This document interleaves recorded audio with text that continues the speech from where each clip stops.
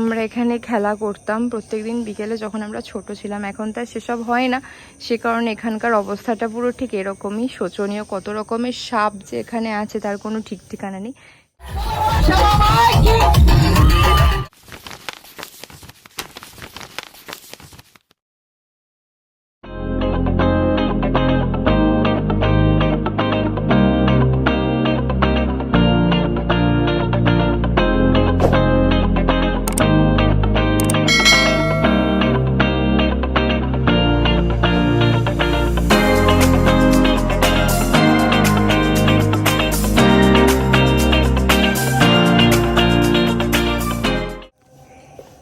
Welcome back to my channel. আমি Ankana smile স্টোরসে তোমাদের সবাইকে ওয়েলকাম। কেমন আছো তোমরা? আর কালী পুজো তোমরা কেমন কাটাচ্ছ, ভাইফোঁটা কেমন কাটাচ্ছ, অবশ্যই আমাকে কমেন্টে জানিও।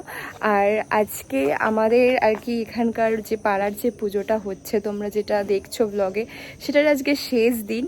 তো আজকে মানে সত্যি কথা বলতে একটু মন খারাপ। আর তার আগে তোমাদের বলে দিই, আমি যে ইন্ট্রোটা করছি সচরাচর আমি ইন্ট্রো করতে ভুলে যাই, আমার তাড়াহুড়ো লেগে যায়, ভয়েস ওভার দিয়ে দিই তখন। কিন্তু আজকে আমি ইন্ট্রো করছি। এখন কটা বাজে তোমরা গেস করতে পারবে? এখন বাজে 5:15। আর ঠিক 5:15-র সময় আমি আমার বাড়ির গেটের সামনে এই যে সুন্দর সুন্দর ফুলগুলোর সাথে আজকে ইন্ট্রো করছি তোমাদের। আর এই এত সকালবেলা উঠেছি কারণ কোথাও গিয়ে রাত্রিবেলা খুব একটা ভালো করে আজকে ঘুমাতে পারিনি।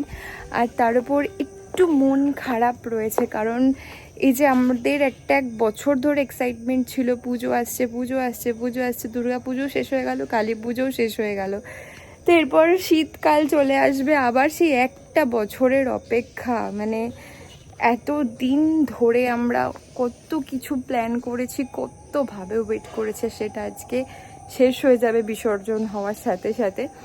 তো আজকে আমরা মানে আর কি ঠিক করেছি যে পাড়ায় আজকে ডিজে আছে, তারপরে মায়ের ভাসান হবে। কিন্তু তার আগে আমার মনে হলো তোমাদের সাথে কিছু কথা আমি শেয়ার করব। সেটা হচ্ছে আগে আর কি মানে এটা আমার দাদু বাড়ি, আর পাশেই মানে আমার বাড়ি। দাদু বাড়িতে তোমার বলতে পারো অনেক বছর আগে, মানে আমি তখন কিসে পড়ি, ক্লাস 5-এ, হ্যাঁ ক্লাস 4-এ লাস্ট, হয়তো 4 কি 3 বা 4-এ হয়তো লাস্ট হয়েছে। 5-এ হয়েছে কিনা আমার ঠিক এতটা মানে মনে নেই, মানে যতদূর সম্ভব 5, 6 বা 7 এই টাইম অবধি হয়েছে। বাড়িতে সরস্বতী পুজো হতো ভীষণ ধুমধাম করে, তখন দাদু বেঁচে ছিল।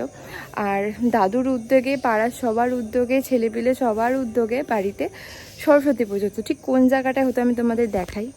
এই যে দেখতে পাচ্ছ এই জায়গাটা, এখন অবস্থাটা তোমরা জাস্ট দেখো জায়গাটার কি অবস্থা হয়ে রয়েছে। এরকম প্রত্যেক মানে দিনই এই জায়গা পরিষ্কার করার পর এরকমই অবস্থা হয়ে উঠছে। কারণ আগে আমরা এখানে খেলা করতাম প্রত্যেকদিন বিকেলে যখন আমরা ছোট ছিলাম। এখন তো সেসব হয় না, সে কারণে এখানকার অবস্থাটা পুরো ঠিক এরকমই শোচনীয়। কত রকমের সাপ যে এখানে আছে তার কোনো ঠিক ঠিকানা নেই। ঠিক এই প্লেসটাতে আমাদের আগে সরস্বতী পুজো হতো। আর ঠিক এই যে এইখানে দেখো এই কোণাটা দেখতে পাচ্ছ, ওই যে সামনের ওই জায়গাটা আমাদের ছোটোবেলায়, মানে আমরা ছোটোবেলায়ও না, আমরা হইনি, মানে আমার মাদের ছোটোবেলায়, মা মাসিদের ছোটোবেলায়, মানে দাদুর মুখে শোনা, ওই জায়গাটা নাকি একটা বেল গাছ ছিল। বেল গাছটা আমরা দেখেছি, আমি দিদি দেখেছি। ওইখানটায় হতো দুর্গাপুজো। তো দুর্গাপুজো আমি ঠিক যতদূর শুনেছি 3 থেকে 4 বার হয়ে বন্ধ হয়ে গেছে। আর এখানে সরস্বতী পুজো আমরা ছোট থেকে 7-8 বার করেছি। তো এখন আমি যাই বলি এটা একটা গল্প, মানে তোমরা বিশ্বাস করবে কি করবে না আমি জানি না, বাট ওটা একটা বেস্ট টাইম আমরা জীবনের কাটিয়ে ফেলেছি। সত্যি কথা বলতে এখানে প্রত্যেকটা দিন খেলা করা থেকে শুরু করে ইভেন সেই সরস্বতী পুজোর ওই 4টে দিন আমরা এত মজা করেছি। ওই মোমেন্ট আর আমাদের লাইফে ফিরবে না। তো মিস করি সবাইকে, অনেকে ছিল একসাথে, মানে এখন বলতে পারো কেউই তেমনভাবে নেই। আর এদিকে হঠাৎ করে আগের বছর থেকে পাড়ার সবার উদ্যোগে আমরা কালী পুজোটা শুরু করেছি। কোথাও গিয়ে আমরা হয়তো সেম ফ্লেভারটা পাচ্ছি না যেটা আর কি সরস্বতী পুজোয় আমরা ওই টাইমে পেয়েছিলাম। কারণ দাদু ছিল, সবথেকে বড় কথা দাদু ছিল। তো দাদু হচ্ছে যেহেতু মেন উদ্যোক্তা ছিল না আমাদের, তো দাদুকে এই যে কালী পুজোটা হচ্ছে সেখানেও আমরা খুব মিস করছি। কারণ মানে কিছু একটা হওয়া মানে বাড়িতে লক্ষ্মী পুজো হোক বা যাই হোক, দাদুর কাছে বায়না করতাম দাদু বাজি কিনে দাও। দেখবে দাদু ঠাম্মা বিষয়টা না একটা খুব ইমোশনের জায়গা, যে বায়না একটা ব্যাপার, কোথাও গিয়ে যেটা লাগবে ওরা খুব তাড়াতাড়ি বুঝে যেত, মানে হয় না মানে, তো ওই জায়গাটা না মানে কোনো মতেই ফুলফিল হয় না। আর আমার ভাগ্য এতটাই খারাপ, মানে আমি কি বলবো তোমাদের, মানে আমার বাবা যিনি, তাকে তো আমি দেখিনি, মানে সে অনেক আগেই মারা গেছেন। বাবাই তখন ছোট, ক্লাস 11-এ পড়ে। আর আজকেই কথাগুলো বলছি কারণ কোথাও গিয়ে খুব মিস করছি, মানে প্রত্যেকটা বিষয় দাদুকে প্রচণ্ড মিস করি। আমার কপাল মানে আরও খারাপ যে মানে ঠাম্মাও আর কি নেই, তো একমাত্র টিম করছে আমার দিদা, তাকে আমরা সবাই আর কি মাথায় করে রাখি।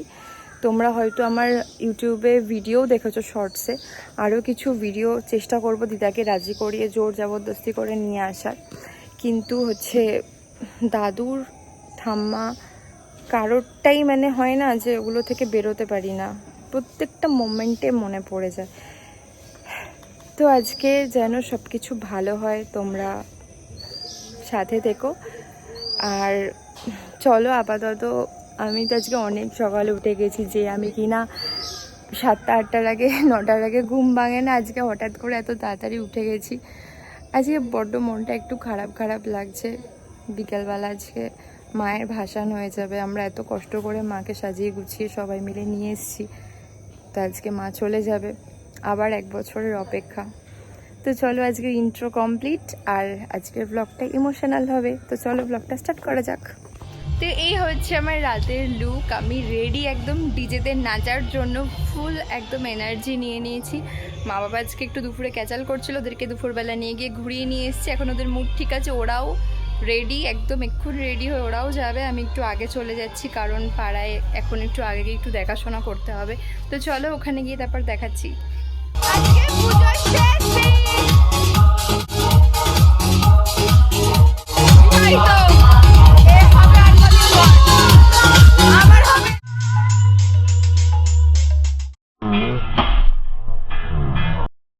আমাদের অনুষ্ঠান কিন্তু খুব বেশি সময় চলবে না, এখনো যারা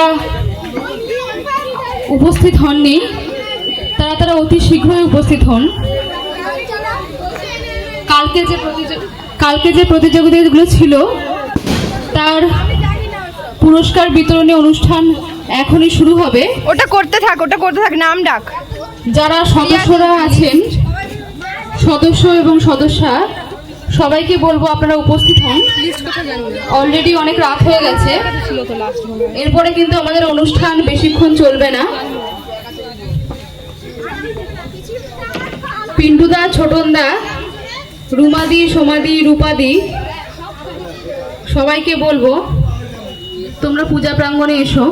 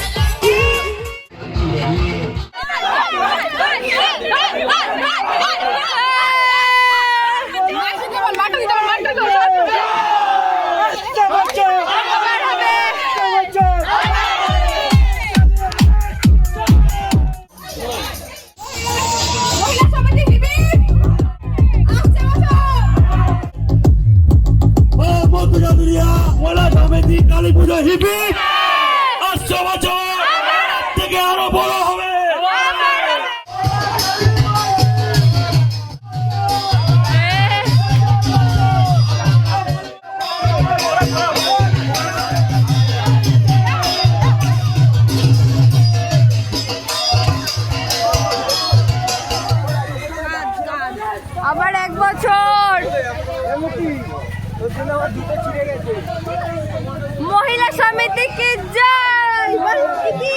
হুররে! হুররে!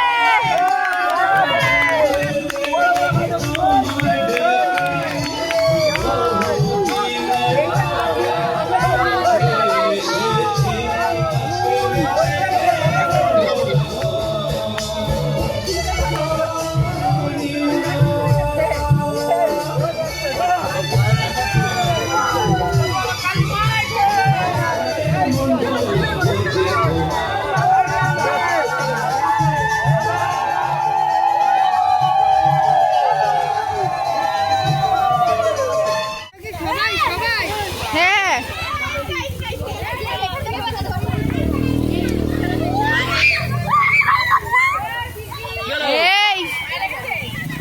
এই খালি পায়ে কেন তুই খালি পায়ে কেন